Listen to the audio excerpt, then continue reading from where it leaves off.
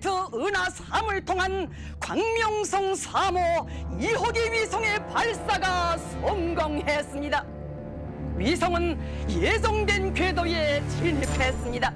광명성 4호를 자기 궤도에 정확히 진입시켰다. 근지점 고도 494.6km, 원지점 고도 500km인 그 궤도를 돌고 있으며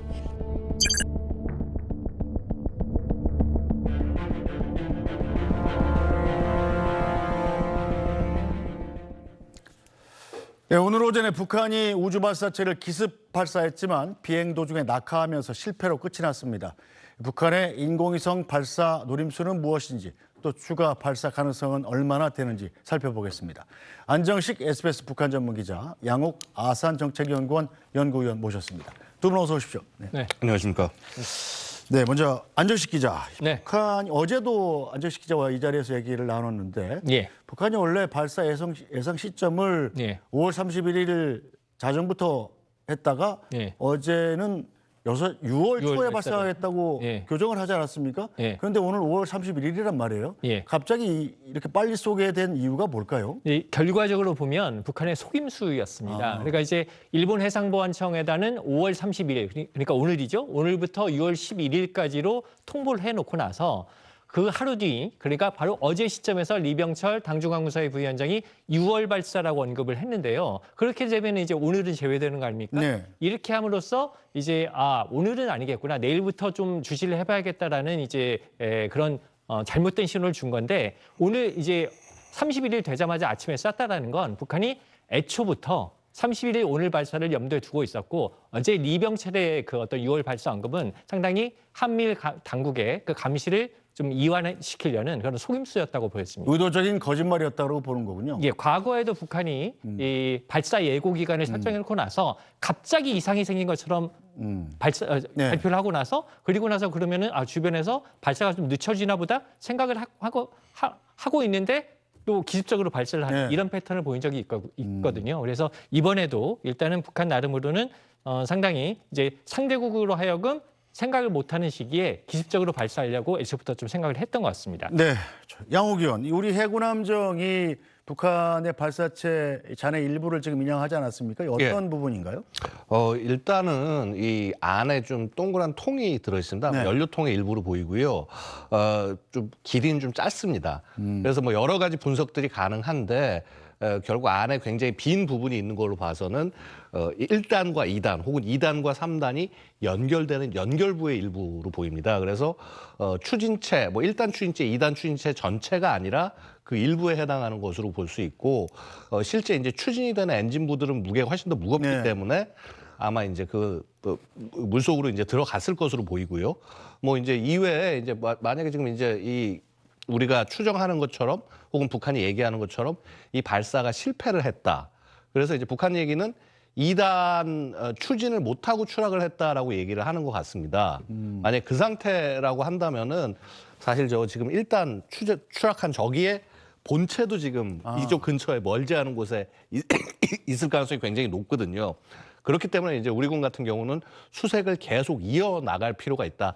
잘하면은 위성 본체도 찾아낼 가능성이 있다. 이렇게 말씀드릴 수 있습니다. 자, 사고, 그러니까 떨어진 해역이 지금 수심이 70m 정도 된다는 것 아니에요? 예, 그렇습니다. 서해 특성상 물이 상당히 탁한데 예. 훨씬 중요한 이른바 발동기, 북한식으로 예. 발동기라고 하죠. 예. 엔진 부분을 인양하는 건 가능할까요? 저는 뭐 그렇게 완전 불가능하지는 않다고 봅니다. 이제 물론 우리가 탐지를 할 때 이게 눈으로 탐지를 하는 것이 아니라 보통 이제 소나 같은 것으로 탐지를 하는데 사실은 이제 뭐 해류나 이런 것들을 좀 봐야 됩니다. 왜냐하면 해류가 일으키는 소리라든가 기타 이제 여러 가지 노이즈 같은 것들이 굉장히 많기 때문에 찾기가 쉽지 않은 측면들이 분명히 있을 겁니다. 근데 하지만은요, 저걸 지금 보냈다라는 것은 결국 뭐냐면 구조함, 그러니까 저런 인양이나 이런 작전이 가능한 그런 함정을 보냈다는 얘기고, 그럼 저희 얘기는 지금 SSU처럼 그 굉장히 특화된 네. 이런 수중 작전, 수중 이제 군안 이런 것에 특화된 부대가 지금 배치가 돼 있다는 얘기가 되는 것이거든요. 결국은 아마 열심히 찾을 수 있다면 찾아낼 수 있다라고 생각을 합니다. 그런데 사실 문제는 중국이 조금 문제입니다. 무슨 말인고 하니 네. 저쪽 지역 자체가 중국과 우리 대한민국 간에 뭐 일단 중간 수역이라고 얘기하지만은요. 사실 이제 중국이 굉장히 그간 얘기를 해온 게 동경 124도선을 넘어서 해군함이나 공군 전투기 기체 들어오지 마라. 마치 자기네 영토나 영해인 것처럼 굉장히 강하게 주장을 해왔는데 그것을 사실은 지금 우리는 받아들이지 않고 있는 상황이고요. 그러니까 아마 지금 떨어진 지역도 아마 그쪽 지역이 아닐까 생각이 됩니다. 그래서 혹시 이제 이쪽 지역에서 중국이 방해하거나 할 가능성 같은 것들도 대비를 하고 그럼에도 불구하고 우리는 이걸 반드시 건져내서 내용을 봐야 되기 때문에 이렇게 좀 상황을 좀 주시할 필요가 있겠다고 네, 말씀드리겠습니다. 로켓 잔해를 건져내는 작업이 중요한 이유가 있는 거죠. 그렇습니다. 일단은 이제 그 여태까지 아마 뭐 지금 무슨 발사체를 썼는지도 솔직히 우리가 정확히 알 수가 없습니다. 천리마 1호라고 북한이 표현을 하고 있는데 이것이 뭐 화성 뭐 15, 17 계열의 액체 연료 이 ICBM을 바탕으로 해서 만든 것인지 네. 아니면 심지어는 뭐 고체 연료로 할 수 있지도 않겠냐, 추진체를 만들 수도 있지 않겠냐라는 이제 그런 추정도 있는데 지금 저 잔해 모양을 봐서는 고체 연료를 사용한 것으로 보이지는 않고요. 아마도 액체 연료를 사용하지 않았을까 일단 이렇게 추정을 하고 있습니다만은 뭐 하여튼 그 부분은 좀 지켜볼 필요가 있을 것 같습니다. 있을 것 같고 기본적으로 어떤 것을 발사했느냐에 따라서 북한의 현재 미사일 기술을 정확하게 우리가 평가할 수 있는 굉장히 중요한 근거가 될 수 있다. 또한 만약에 본체적을 확보를 해서 위성까지 만약에 건져서 볼 수 있다고 한다면 북한의 수준을 정확히 알 수 있는 굉장히 중요한 자료가 될 것이다라고 말씀드리겠습니다. 네, 자 오늘 북한의 우주 발사체 발사에 대해서 합참도 브리핑을 했습니다. 듣고 가겠습니다. 우리 군은 오늘 06시 29분경 북한 평양북도 동창리 일대에서 남쪽 방향으로 발사된 북주장 우주발사체 한 발을 포착하였습니다. 동발사체는 백령도 서쪽 먼바다 상공을 통과하여 어청도 서방 200여 킬로미터 해상에서 비정상적 비행으로 낙하하였습니다. 또한 08시 05분경 어청도 서방 200여 킬로미터 해상에서 북주장 우주발사체 일부로 추정되는 물체를 식별하여 인양 중에 있습니다. 우리 군은 북의 추가 우주발사체 발사 등 도발에 대비하여 만반의 대비태세를 갖추고 있습니다. 네, 안정식 기자, 우리 군도 뭐 계속 관측을 하고 있었을 테니까 예. 발사가 실패한 것을 인정을 했는데 예. 북한 자체도 지금 조선중앙통신을 통해서 2시간 반 만에 예. 발사가 실패했다 이렇게 인정을 했습니다. 예. 자, 북한이 이 위성 발사체를 쏘고서 발사 실패를 이렇게 빨리 인정하는 게 그닥 자주 있는 일은 아닌 것 같은데요?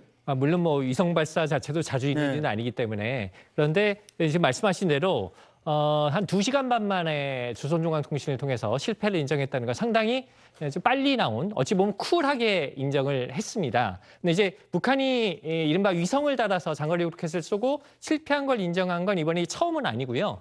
2012년 4월에도 이제 당시에는 로켓이 폭발하면서 실패를 했는데 한 4시간여 만에 실패를 인정을 했습니다.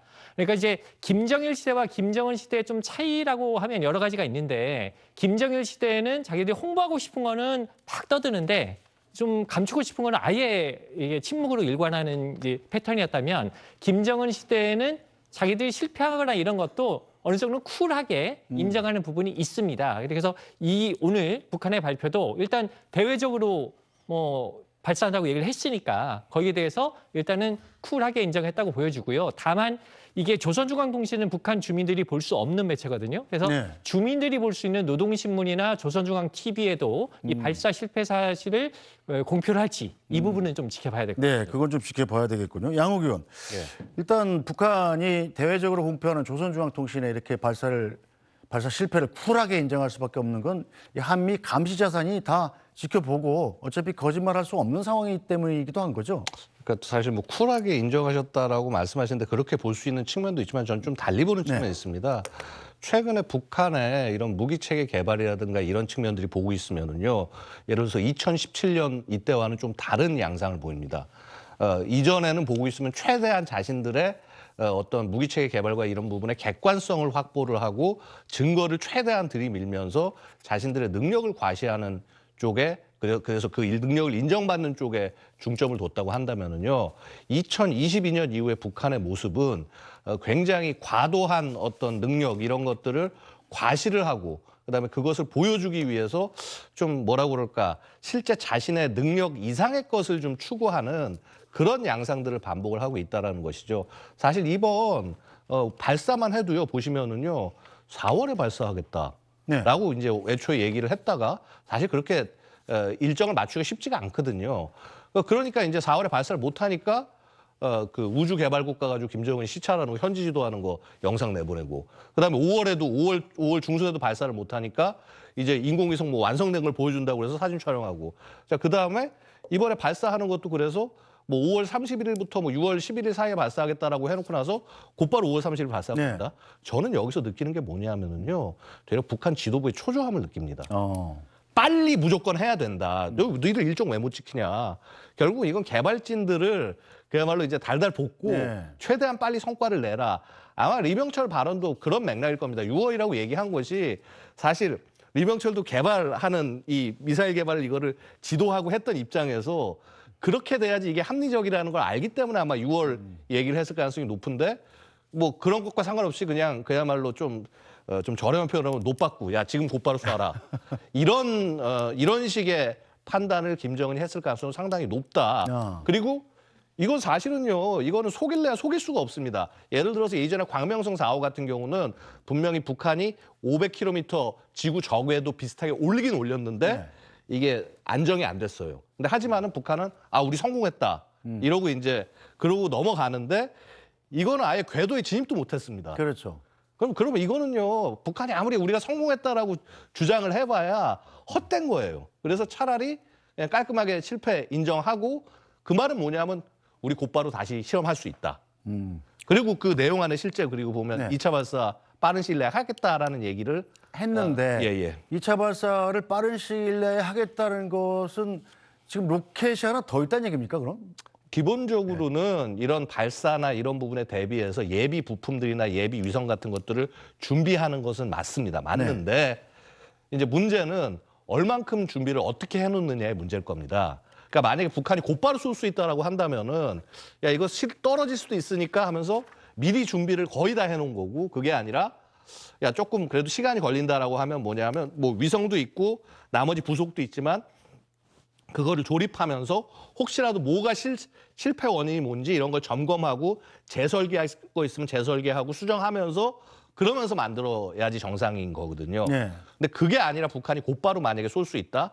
그건 뭐냐 하면 이번 발사는 인공위성 발사, 그러니까 정찰위성 발사가 중요한 것이 아니라 다른 의미가 있다는 얘기입니다. 무슨 말씀인고 하니, 자 사실은 발사체도 되게 비싸고 힘들지만요. 네. 위성도 굉장히 비싸고 중요한 그렇죠. 거거든요. 그런데 그거를 뭐 계속 이렇게 낭비하시 팍팍 쏠 수 있다? 이건 뭐냐면 위성 자체가 그렇게 고가의 핵심의 중요한 자산이 아니라는 겁니다. 그냥 띄우는 것에 의미를 둔다라는 얘기가 되는 것일 거고요.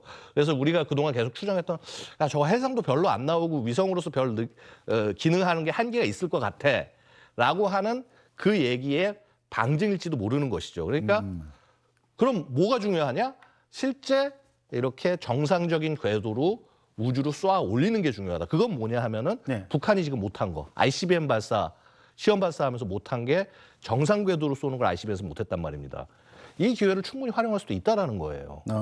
그래서 이제 북한이 이걸 뭐 천리마 1호니 뭐 이렇게 이름을 붙이긴 했지만은 이 발사체가 실제로 어떠한 형상을 갖고 있는지, 그다음에 실제 지금 북한이 보유하고 있는 ICBM과 이런 것과 뭐 설계상 혹은 기술상 혹은 부품의 어떤 공유상 이런 것들이 얼만큼 연계가 되어 있는지 우리는 굉장히 잘 봐야 된다. 그래서 사실 인양하는 게 굉장히 중요할 수 있다고 말씀을 드리는 겁니다. 네, 안정식 기자, 양호기 의원은 네. 지금 인공위성, 정찰위성보다는 ICBM 기술을 더 발전시키기 위해서 북한이 이번 로켓을 쏜 거다라는 쪽에 무게를 두는 것 같은데 안 기자도 동의합니까?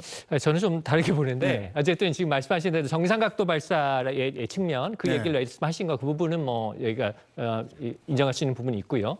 하지만 어쨌든 북한이 그러니까 2016년 이전 바로 직전 발사가 2016년 발사까지인데 그때까지는 ICBM이라는 걸 개발을 못했었어요. 네. 그러니까 그때까지는 이 위성 이른바 위성을 빙자한 장거리 로켓을 통해서 단분리 기술이라든가 장거리 탄도미사일 기술을 발전시키기 위한 방식 어떤 핑계로 이거를 활용한 측면이 분명히 있고요. 근데 그 이후로는 지금 북한이 14형, 15형, 17형, 18형에서 여러 가지 종류의 ICBM을 발사를 했단 말입니다. 그래서 이제 대기권 재지림이나 여러 가지 이제 남아있는 부분은 있지만, 그래서 지금 단계에서 이 어떤 위성을 빙자한 단거리 로켓이라는 건, 이제 장거리 로켓이라는 건 로켓 기술 자체도 있겠지만은 북한이 지금 원하는 게 눈이 없는 거거든요. 정찰 위성을 통해서, 그러니까 미사일 쏘는 주먹을 갖고 있는데, 적국을 공격할 수 있는 미사일 주먹은 갖고 있는데 눈을 갖고 있지 못한 이런 상황에서 눈이 필요하다. 즉 한미를 감시할 수 있는 정찰위성 자체가 필요하다는 측면이 있기 때문에 이번 발사는 어쨌든 정찰위성 자체에 북한이 주는 무게도 상당히 있다고 봅니다. 네, 이 목적이 ICBM 기술 개발에 있던 위성 발사에 있던 간에 어쨌든 북한이 이렇게 장거리 로켓을 쏜다는 것은 한반도 주변국들, 우리를 포함한 한반도 주변국들에 강한 위기감을 줄 수밖에 없는데요. 저 양욱 의원, 이 대통령실이 북한의 발사 직후에 NSC를 열었죠. 어떤 메시지를 내놨습니까? 뭐 일단은 기본적으로는 이 북한의 발사 뭐 이런 부분에 대해서 우리 체제를 굉장히 우리가 얼만큼 지금 대응하고 있나 이거를 점검하는 게 굉장히 중요할 겁니다. 그다음에 이 이후의 사태 뭐 북한이 계속 발사를 지속할 수도 있고요. 이런 부분에 대해서 국제적으로 어떻게 공조를 해 나가야 될지 이런 부분에 대한 것들도 사실은 이제 결국은 우리 정부가 상당 부분 주도해 나가야 되는 그런 측면들이 있습니다. 그래서 사실 보면은 이번 그 뭐라고 그럴까 이 발사의 성격을 정의하는 게 굉장히 중요하거든요. 도대체 이 지금 뭐 이걸 뭐 단순히 우주 개발로 바라보는 사람들도 있고 여러 가지 있지만 어쨌거나 정찰 위성을 개발하든 아니면 탄도미사일 개발에 도움을 주든 간에 이것 자체는 결국 대한민국과 미국을 핵으로 공격하기 위한 그런 사전의 조치 중에 하나라고 볼 수 있는 것이죠. 탄도미사일 개발도 그렇고요. 정찰 위성도 마찬가지로 그거 띄워서 내가 핵으로 타격할 수 있는 표적이 뭔지 찾으려고 위성을 띄우는 겁니다. 그래서 그런 부분에서 결국 북한의 이러한 행위 자체가 결국 유엔 결의 위반이고 국제적으로 제재를 가해야 되는 일이다. 라고 하는 것을 굉장히 명백히 밝히는 거. 네. 이거 굉장히 중요한 일이라고 말씀드릴 수 있겠습니다. 네, 일본 역시 북한의 우주발사체 발사 직후에 국가안전보장회의를 소집했습니다. 기시다 총리 얘기도 듣고 가겠습니다. 本日、北朝鮮から弾道ミサイルと思われるものが発射されました。現在のところ、被害状況等は報告されておりません。詳細について、それ以上の詳細については、ただいま分析中です。 네, 양욱 의원, 한미일 3국이 북한 위협에 대해서 공조 체제를 강화하자 이렇게 다짐을 해왔는데 이번 우주발사체 발사에도 공동 대응이 있을까요? 뭐 충분히 저는 가능하다고 생각을 합니다. 물론 이제 초기 대응하는 단계에서는 각국들의 위치라든가 이런 부분들이 다르기 때문에 한계가 있을 수 있습니다만은 예를 들어서 만약에 지금 이 북한의 발사체 내용들을 탐지하는 게 장기화된다. 이럴 경우에는 미국과 일본도 같이 참여를 해가지고 해서 3국이 공동으로 이걸 인양을 하고 이제 수색을 하는 과정들을 같이 진행할 수도 있을 것이고요. 더 중요한 것은 아까 말씀드렸다시피 유엔 제재 위반한 거다. 결국 북한을 어떻게 더 압박을 할 거냐. 이거 사실 어떻게 보면 북한이 우리한테 굉장히 좋은 기회를 준 것인데 그렇다면 우리도 북한을 압박을 하는 데 있어서 이 상황을 최대한 활용을 해야겠죠. 네, 안철식 기자, 네. 북한의 정찰 위성 발사는 어떤 식으로든 목적이 뭐였든 간에 유엔 안보리 결의 위반이죠. 예, 국제사회에서 이에 대한 추가 제재가 가능하겠습니까?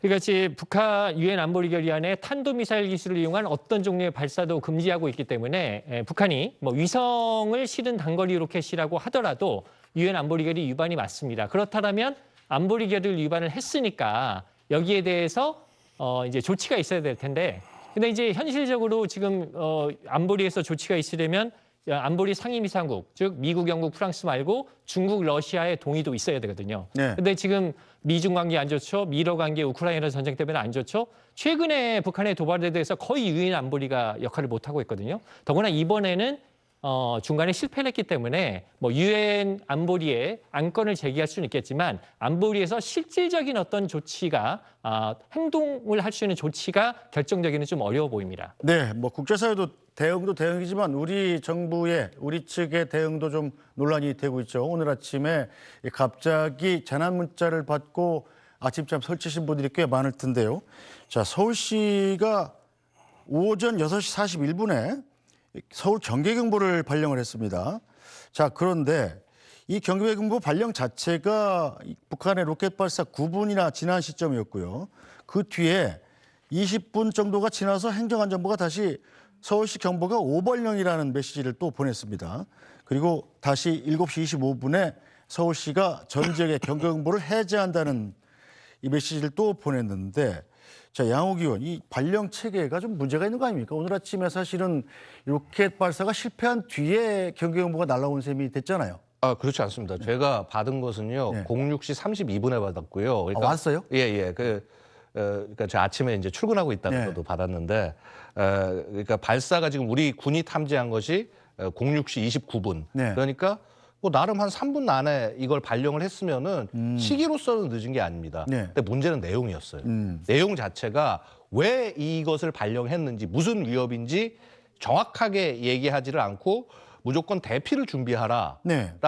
나왔는데, 자, 사실은 우리가 평상시에 그럼 대피할 때 어디로 대피할지에 대한 안내도 충분히 안 돼 있고, 자, 이런 상황에서 이런 메시지가 나오다 보니 당연히 이제 시민들께서는 굉장히 좀 당황하셨을 것으로 생각이 됩니다. 혹은 이제 북한의 인공위성 발사가 있을 거란 걸 아신 분들은 그럴 수 있겠거니라고 생각을 하셨겠지만요. 그래서 사실 메시지 자체를 보낸 부분들에 있어서 좀 이게 저게 준비가 좀 덜 됐다. 저 부분은 잘못이다라고 말씀드릴 수 있지만요. 발령 자체를 내린 것은 옳은 것이다. 굉장히 잘한 것이다. 되려 이런 북한이 미사일을 발사하는 이런 선상에 서해 쪽에 접해 있는 지자체 중에서 저것을 발령하지 않은 지자체들이 훨씬 더 문제다라고 저는 바라보고 있습니다. 네, 전환 문자 오발령 논란에 대한 여야 반응은 서로 다릅니다. 들어보겠습니다. 이미 북한이 국제기구에 발사 사실을 통지했는데 새벽에 경계경보를 오발령하는 황당한 일이, 또 무책임한 무능한 일이 벌어졌습니다. 정부 기관끼리도 허둥지둥하면서 손발이 맞지 않아서야 되겠습니까? 경계경보 약간 오발령을 낸 걸 가지고 그 민주당 쪽에서는 뭐 행정재난이다 이런 식으로 말을 하고 있는데, 그 부분에 대해서 당은 혹시 뭐 진상조사나 이런 걸 할 계획이 있으신지? 행안위에서 아마 그 과정에 대해서 좀 파악을 할 것으로 생각됩니다. 그런데 재난과 관련돼서는 조금 지나친 것이 모자란 것보다는 훨씬 낫다고 생각합니다. 네, 오세훈 서울시장은 오발령은 아니라고 판단한다는 취지의 입장을 밝혔습니다. 듣고 가겠습니다. 경위를 파악해보니 북한이 우주발사체를 발사한 급박한 상황에서 행정안전부의 경보발령을 전파받은 소방재난본부 민방위 경보 통제소 담당자가 상황의 긴박성을 고려해 경계경보 문자를 발송했습니다. 북한이 통상 동해로 발사하던 것과 달리 이번에는 남쪽으로 발사한 상황에서 1천만 시민의 안전을 책임져야 하는 서울시로서는 즉각 조치가 필요하다고 판단하여 경보를 발령한 것입니다. 이번 긴급 문자는 현장 실무자의 과잉 대응이었을 수는 있지만 오발령은 아니었다고 판단됩니다.